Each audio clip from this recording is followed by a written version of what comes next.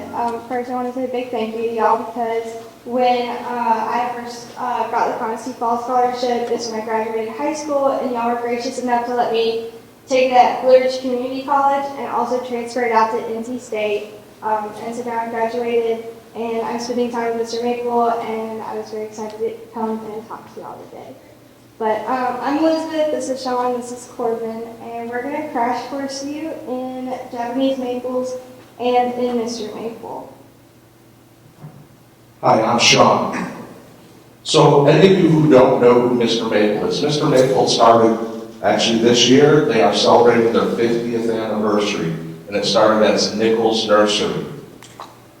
Matt and Tim, the son of Norman Nichols, are who started the mail order side of the business, which is Mr. Maple. But they started as Nichols Nursery, and they just started as a one greenhouse nursery, and all they did was go to tailgates, and that was their primary business as a nursery. And now we're almost 40 houses of greenhouses, and this past year, it's almost a year, but they purchased Buckles Nursery in Oregon, which is a wholesale Japanese maple nursery.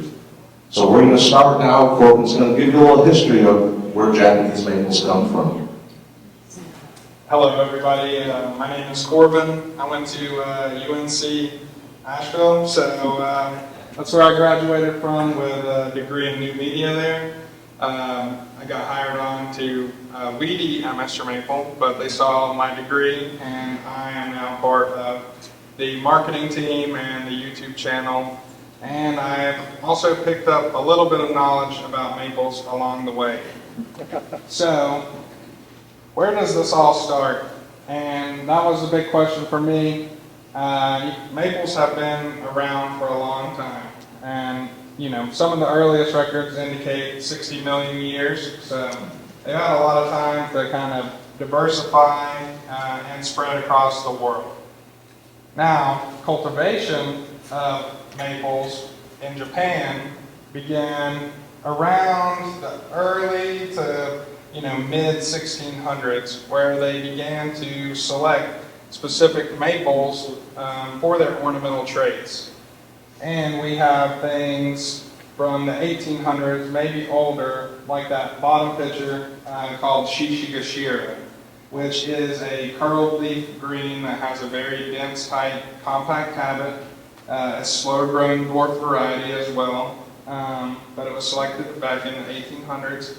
And Shishigashira is the name of a mythological female lion, which is usually indicative of a lot of the naming schemes for Japanese maples. Some of them are based on mythological things, some of them are actually poems, and that continues with things like the modern day, where we try to think of catchy new names for new introductions. And you can see down there at the bottom in the middle, we have one of the Area 51 selection that Mr. Maple has put out into the trade, and that one is called Acer palmatum Firefly.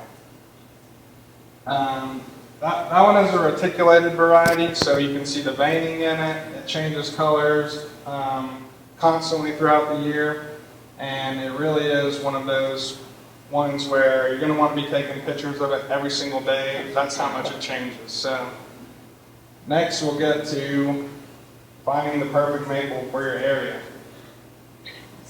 So I'm sure as gardeners you all know this, but with maples, when you're buying such a pretty tree, you want to make sure that you're selecting both the perfect area and the perfect maple for your area.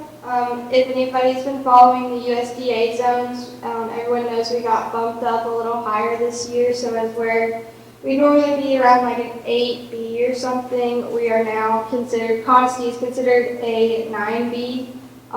So that's going to affect the temperatures and the shades if you look at the USDA zone. But to select the perfect maple, you do want to scout out your garden and then make sure that drainage, you have good drainage, because those are very important for Japanese maples. So when selecting a Japanese maple, there are different things you want to look at. You have you're going to look at smaller versus larger tree. What we're talking about that is are you going to have something that's going to be upright? With Japanese maples, we have certain ones that can be upright, and we also have ones that will actually grow wider than their height. So you have your dwarfs or fast growing. So you want to be aware of where that tree is going to go. Is it the proper space? And you all are gardeners, so you know you want to have the right spot for that plant. Something I want to point out, we have where it says heat tolerant versus cold tolerant. When we say heat tolerant, that's not the same as sun tolerant. Sun tolerancy and heat tolerance are two different things. They can be very closely related, but when we say a tree can be heat tolerant, doesn't necessarily mean that it can take direct full sun for an entire day. So that's something you want to keep in mind. And what's great when you select that, you want to look at, are you looking for, what are you looking for? Are you looking for the spring color or fall color, or even you can say even the summer color? Because Japanese maples are one of those things that is continually changing. During your fall, you're going to have those traditional colors that you look for when everyone comes to Western North Carolina to look at those leaves.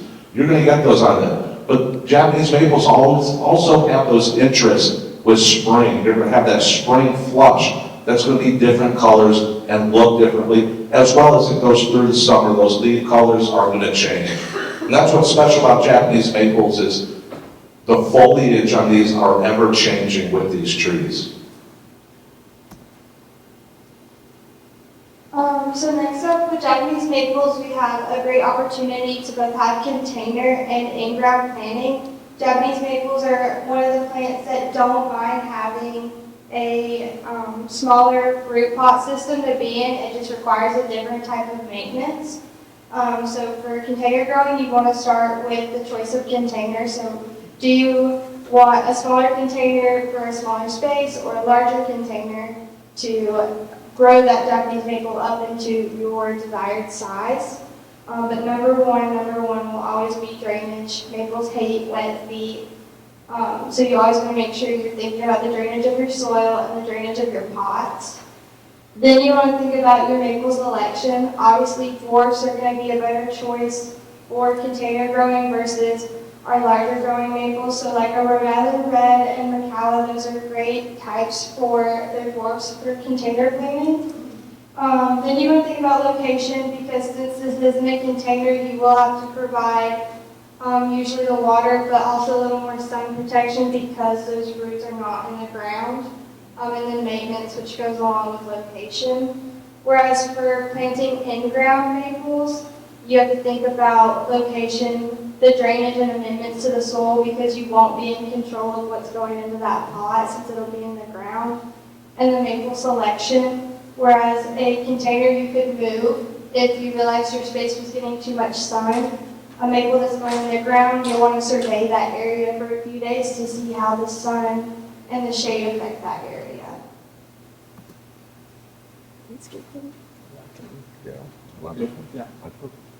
So we were talking about maples offering a lot of ornamental appeal. And whenever we're landscaping, this is where I think, for me personally, the fun really begins, because there's so many things that you can think about whenever planting maples. We have spring interest trees where they'll leaf out some of the brightest pinks that you'll see on some plants. Or we have fall colors where specific trees, like I was talking with this gentleman over here, he purchased a Yamakage, which is a species of maple called a japonicum, and they are known for their fall color. They can range from purples, reds, oranges, yellows, and everything in between, all on the same exact leaf. And that's what you really get whenever you're looking into maples, is it's a tree that's hardy from zone 5 to zone 9, and you get so much variety as well. And we talk about using vertical interest. We have maples that are columnar that have been selected from some of the oldest Japanese nurseries in the world. Then we also have some new horizontal interest plants that are dwarf and spreading as well. And the texture. You have leaves that are that classic cut leaf. You have some leaves that look unlike any other maple there is in the trade. And that really can all be a symphony in your garden. just planting specific ones here and there. And another thing we'll get into is there is also winter interest maples too.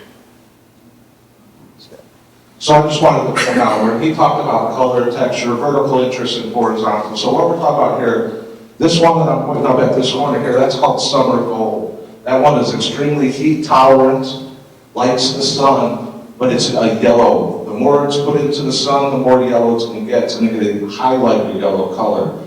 Something like that in a garden space is when you have yellow, most people think of, so to give you a little background about myself. I've been at MrMaple about 5 years now. Prior to that, for over a decade, I specialized in garden design and installation. And what's special about that, a lot of people would say, I want a Japanese maple. Okay, what do you want? Either red, green, upright, or weeping. At MrMaple, and we're just here, if you count Europe, there's probably over 4,000 different cultivars of Japanese maples. Here in the US, you're looking probably about 2,000 cultivars available. And MrMaple, we offer about 1,500 different cultivars. So that being said, that yellow, if you put that yellow in your landscape, it will brighten up a spot. It'll contrast with other colors outside of just your traditional Japanese maple colors of red and green. So with that yellow, it can brighten up spots. And if you have, so step outside of just that yellow, if you have a green tree, you can put a red or a yellow in front of that, and it's going to brighten up that green tree behind it. You're going to see it. It's going to give you depth. We talk about form and background, that gives you depth. But along with that, we talk about texture. This is, Corbin mentioned this before, this is Shishi Shigera. These are called Shishi Shigera. Those leaves get crinkly, real tight, close together, and it just gives this rough type color look in it. What's special about that tree, if you ever get the opportunity to see a large one, a large specimen of Shishi Shigera, it doesn't lose that quality. So you'll have a tree that can get up to 30 foot tall eventually. If they're slow growers, but if they're in a landscape long enough, they can grow. You'll have this large tree with this real crinkly looking leaves. Paired against other companion plants could be beautiful. Corbin mentioned your vertical interest. This is probably one of the most missed part when landscaping with any type of Japanese maples or anything else is your vertical interest. Now there are things you need to be careful of, that you're not going to grow into any power lines or too close to your house. So you do need to keep in mind that. But that vertical interest, when you go into a garden, it gives you, your line of sight makes you look up. It's a different way to look at your garden. And then this here is an Shadari. This is one of those for that horizontal. It's only going to get about 4 to 5 foot tall, but you're going to get about 6 to 7 foot wide. So it gives you some of that horizontal interest, it gives you some depth. So we're talking about symphony with landscaping. I like to always say that you want your garden and your landscape to be a symphony, to be a piece of music that's constantly performing at some time in the year. So I saw someone got a celebration.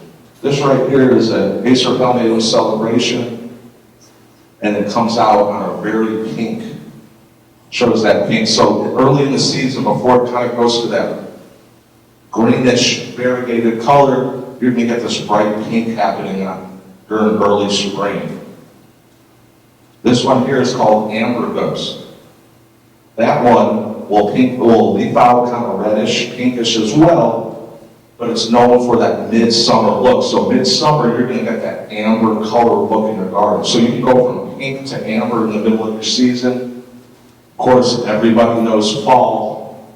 The leaves around here. This is Indian summer.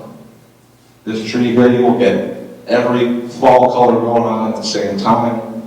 And Corbin mentioned winter interest. This is a Sengo Kaku coral bark Japanese maple. There you can put that in front of a conifer that stays green during the winter, and you can get that red bark interest even during the winter, or if you get some snow on it, it's something that's going to give you a performance. So you have something essentially performing all season long, from spring, summer, fall, and winter. Next, a big one that I'm sure all of you know about is watering. again and again you'll hear us say no wet feet, and that's words we live by at MrMaple. A lot of times we get people sending in pictures that are like, what's wrong with my tree? And you look down and they have a maple that's sitting in a plant dish. The brothers swear by no water dishes under our maples because they just hate having wet roots. Something you also have to consider when thinking about watering is your environmental factors, sunshade and wind. Our maples, when we get them in the little 1-gallon pots, can be very susceptible to the sun, the shade, and the wind. And like Sean said, heat tolerant does not mean sun tolerant, and we don't want our maples to get whipped around and be not straight in the pots. Next is drainage. That goes with the no wet feet. Your soil is very important to a Japanese maple because that is what supports the tree, but it's also what gives the tree its nutrients. So we want to think about drainage, nutrients, and soil. And then fertilizer. We have a cutoff date for fertilizing maples because since they are a deciduous tree, they will go into dormancy. For slow release like Osmocote, we want to stop in May. But if you're doing a granular that's a little more water-based that you mix up, you can go to June, but really you don't want to push it after June because winterization for these trees is like a top priority to get great leafing out for the spring. So like I just talked about, liquid and granular, winterization, June 1st is by far the last day. Please don't do it any after. We want our trees to go to sleep and have a good sleep.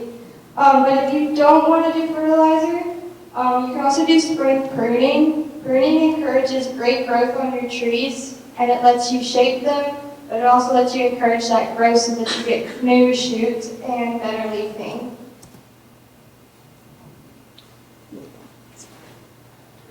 So like I was saying, with the amount of cultivars that are offered, we kind of already touched on Firefly. You can see it throughout the whole entire season, all drastically looking different.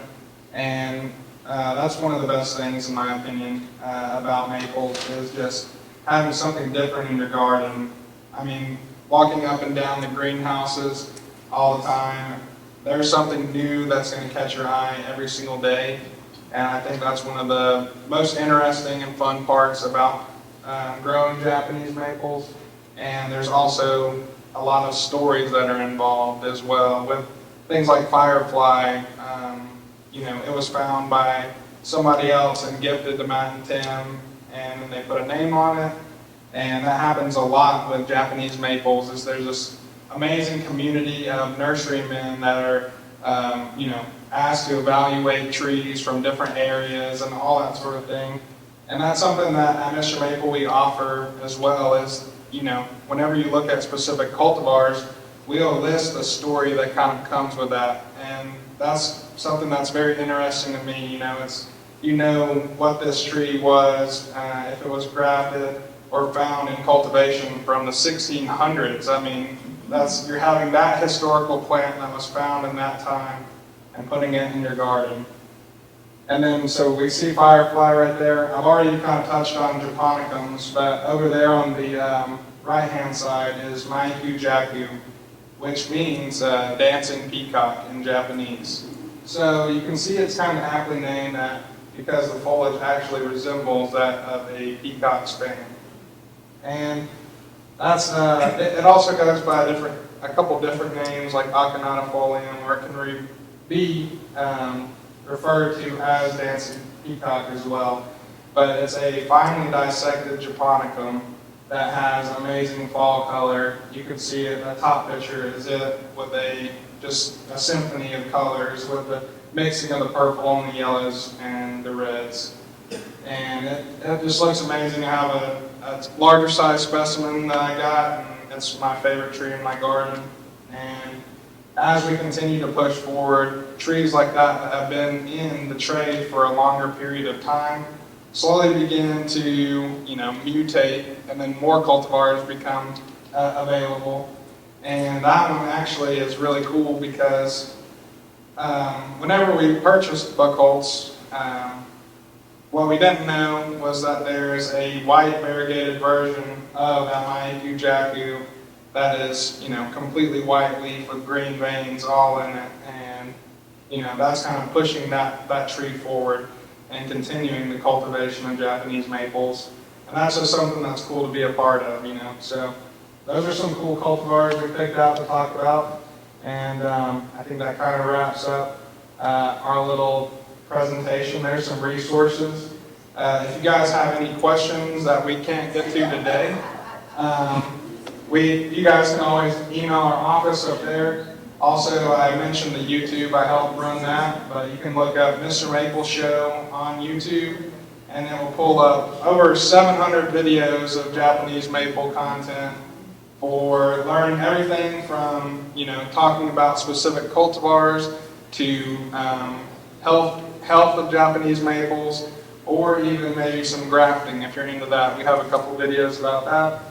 And then also, like I was talking about before, the community that surrounds maples is so cool. There's so many interesting folks that enjoy the hobby of collecting maples, collecting plants, and you can get in touch with a lot of those people by checking out our Facebook, MrMaple.com friends. Tons of people that have a wealth of knowledge who have been growing maples for many years, and just chatting and having a good time. And you can see John Mapleton, a famous mapleologist. He said, "Those who collect Japanese maples are smarter, better looking, and cooler than those who don't." So you can't beat that. But Thank you very much. Thank you.